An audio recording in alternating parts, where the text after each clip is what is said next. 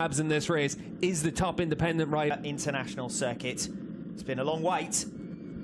It's going to be worth our while. Looking forward to one Pirelli Indonesian round in driving rain. They're underway. Good start from Andrea Locatelli. Good start as well from Garrett Gerloff. Progress from way back down the order. Ray recovering as they come in towards turn number 1. Bassani and Tati Mercado with a great start. Mercado is up ahead of the BMW boys as Bassani comes firing through on Locatelli. Demonstrates what a struggle it's been so far for Garrett Gerloff. Scott Redding eyeing up a move here on top rack. Razgatlioglu. Bassani thinking about a move on the riders ahead of him. He's going as they come in towards turn 11. Razgatlioglu hanging on, but by the skin of his teeth. Yeah, the run down into 10-4. Feeling pretty confident out there, willing to get himself to the front of the field. Obviously, if you're at the front of the field, you don't have to deal with any of this. The top 4 from race 1 earlier on today are doing battle again at the head of the field in race 2. Ray comes through. Razgatlioglu, Redding, Bassani is your new order. Talked all day about Tati Mercado being a wet weather specialist. A bit of a gap behind the number 36 as Razgatlioglu fires through at the start of lap 2. Ray will immediately. Well, coming from the back row of the grid into the top 10,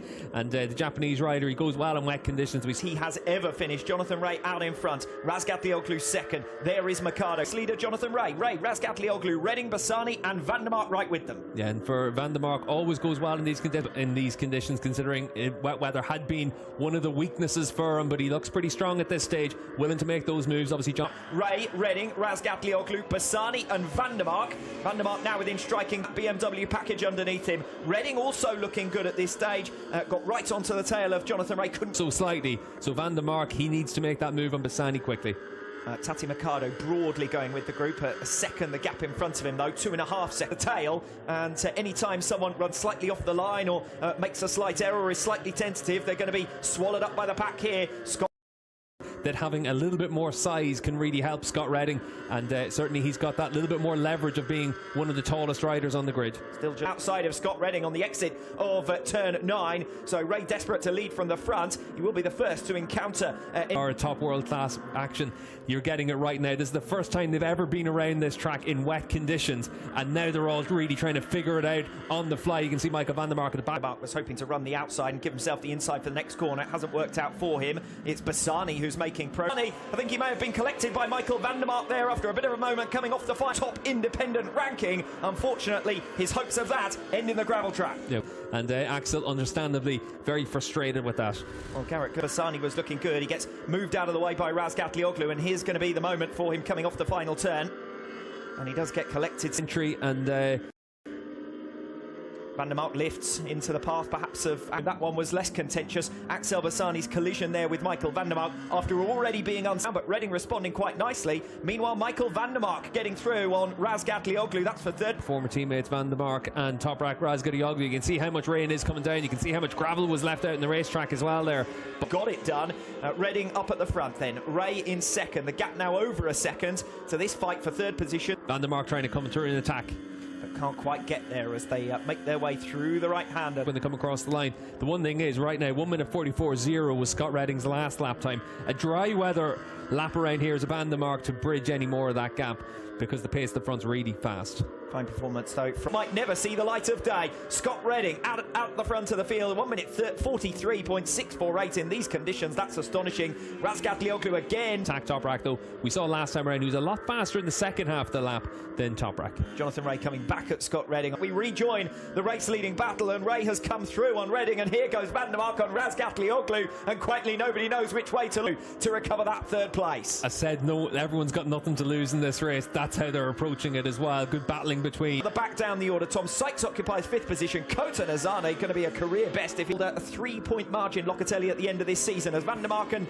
Razgatlioglu almost come. But it is only a couple of tenths of a second between himself and Scott Redding. Yes, new personal best from Razgatlioglu last time around, but still it looks like Van der Mark manages to get that corner hooked up really well, and obviously we've seen in the dry conditions how strong Toprak is on the brake. Falls Ray or Redding or both out in front. There's not going to be any change other than these two, whether they'll finish. Matched him to 100th of a second. And sticking right with him, less than 2 tenths as they come across the line to start lap number 9. So Van der Mark recovering that third place. Yeah, Nozane behind us has lost a lot of time last time around, got picked off off by still with big slide there for Toprak. He's using the curves in down the road. Here he is on the on board the number 66. Garrett Gerloff will be the top independent rider, and Garrett Gerloff has recovered 6th place from Kota Nazane, who's consolidated 7th, but is now, as they are, that's Rinaldi gaining back the points that he trailed Andrea Locatelli by coming into this group himself, get himself back into a position to be right on the tail of Jonathan Ray. 3/10 of a second with a lap and a half lead. Other than that, it's going to be a move down the inside through this section of the track on the last lap. For the leaders, by and large, aside from that crash for Axel Bassani, as Michael Ruben Ronaldo. Jonathan Ray may have missed a gear shift there because Redding came powering past in a way that we haven't seen Ducatis do since the beginning of 29. Just try and attack him. There's clearly a lot of grip out there in the asphalt here, even in these wet conditions. So running towards turn 10, though only for the brave that Jonathan Ray might see as his best opportunity to get through on turn. Redding tries to turn. Ray is already there. The pair touch. Ray then sweeps across the path of Scott Redding coming off turn 10 to recover the lead. Yeah, Jonathan Ray able to make the move into 10. Scott, that chance, he's got good drive through there though to get right with Ray. Scott Redding did leave the door open. It was wide enough for Jonathan Ray. Seen any further information about that, but focus on the lead battle. Redding through on Ray. Has he overcooked it? Yes, he has. To Toprak Razgatlioglu at the end of a run of 6 consecutive seasons, but he is demonstrating just 7 seconds back. Toprak Razgatlioglu over the line for 4th position. Tom Sykes rounds out your top 5, 11 seconds back. Garrett Gerloff with 6th position. Then it's Kota Nazanes. He's over the line in the end for 12th position, but most importantly, across the line to finish off his World SBK career, but at the front of the field, his long-term rival Jonathan Ray picks up another race victory to say after it. Well, Redding tried his own luck on the final few turns, but Jonathan... Difference between us, but a podium for Scott Redding on his sign-off from Ducati, and you can see for Toprak, he'll be pretty pleased with the battle he had with Michael van der Mark all the same. Toprak Razgatlioglu wins the championship by 13 points, so nobody can say anything about one world title. What shenanigans are going on here? Jonathan Ray in the Superbike World Championship, and he comes up with 2 race victories out of 2. Yes, not too surprising, is it? Toprak Razgatlioglu is... And Jonathan Ray returns to his old trusty, and that's a nod to Razgatlioglu as much as to anything else. Next year for Jonathan Ray, and back to basics for Kawasaki as well. They need to start to work toward a 6-year spell for Jonathan Ray as the world champion. Yeah, and the opening round might have left it in some doubt. Assen might have left it in some doubt.